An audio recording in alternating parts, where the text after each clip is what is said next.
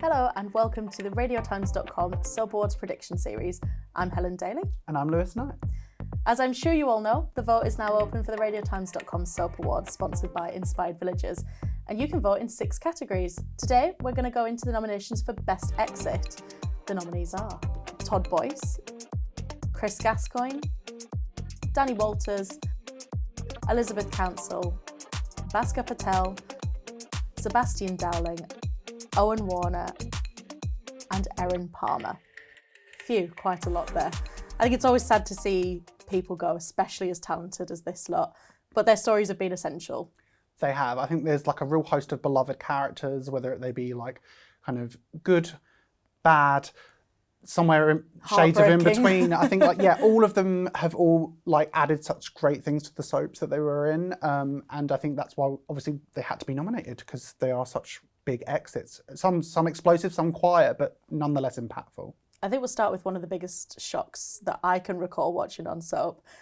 Not the 6 storyline actually, but Rishi's very, very surprise death on Emmerdale. Yes, I think that wasn't announced. There was no... It's kept secret from us as well, yeah. From all press, there was no inkling of it. I think Rishi was such a kind of like sweet, lovable character, like not the biggest player in the village, but always kind of had quite like touching stories when he did have them. And in the run up to his untimely demise, he had that very sad kind of like revelation where he kind of had to confess to Jay that he wasn't his biological father, which gave him a lot of kind of like sad scenes in the run up to his death. So it really powerful storyline. It really was, and it made it all the more tragic then when his death occurred. And it was such a kind of like bolt out of the blue and just generally heartbreaking. I don't think anybody saw it coming at all. Also heartbreaking was the tragic death of Heath over the new year. Yes, again, another kind of like shocker, I think, that took viewers by surprise. Again, they didn't see it coming. It wasn't announced ahead of time. Obviously, to lose like such a young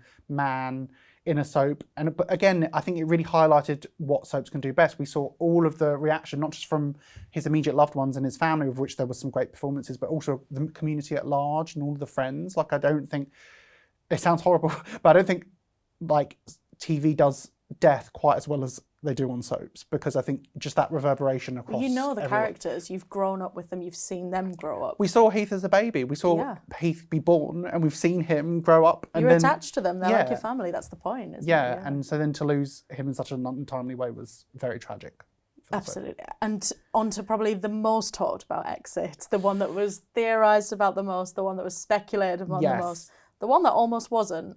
Keanu. I mean, we thought it was Nation, then it was Keanu. I'm boasting because I called Keanu, but I think one of the reasons why I did predict Keanu was because, in a way, it would be the most shocking choice, because he was young. He wasn't an like overtly villainous character. He'd made some very, very questionable flawed mistakes in the run up to it, but also it had such like added tragedy to it, because we knew that him and Sharon loved each other so much, and it came so out of the blue, and in a way, before his death, he kind of turned into the thing that he least wanted to become, which was like his father, who had been kind of violent towards Karen, his mother, and again had made some very questionable choices. And I think just that double trouble. We thought Nish was the body, and then it was Keanu. It was just such a fantastic twist, and on Christmas Day. Yeah, I know. I was working it. I was writing up Nish is dead. Nish is dead. Oh no, wait, it's Keanu. It's such a good twist. It's great classic soap twist. Fantastic.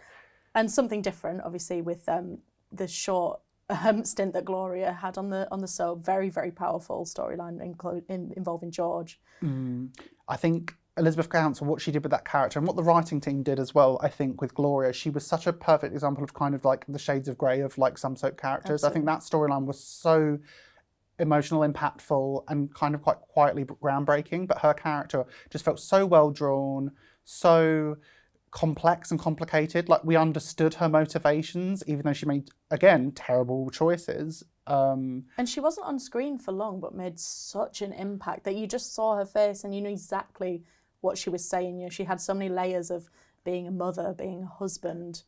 Very, very complex character. Yeah, and I think even down to the details of like her home, like it felt so well drawn and so well observed. And then when she did pass, and we knew that she had such huge amounts of love for George as a character, that those final scenes were tear-jerking. I mean, devastating. Very sad stuff. Yeah. And her, Elizabeth Council and Colin Salmon both played a blinder with that scene. It was really beautifully done. Probably BAFTA award winning, really. Loved that. Absolutely great. And on to Coronation Street. Obviously, we saw something a little bit different on Boxing Day, a two-hander with Peter and Carla leading to Peter's exit. Very, very different for Coronation Street. Yeah, again, like two-handers aren't always really Corrie's wheelhouse. They don't really deploy them a lot, but I think with that episode with Peter and Carla, again, they are a bit of this Burton Taylor couple. They've been through so much on the street and fans have watched their relationship over the years, and it felt like a very natural, realistic ending that, again, felt very soap-like.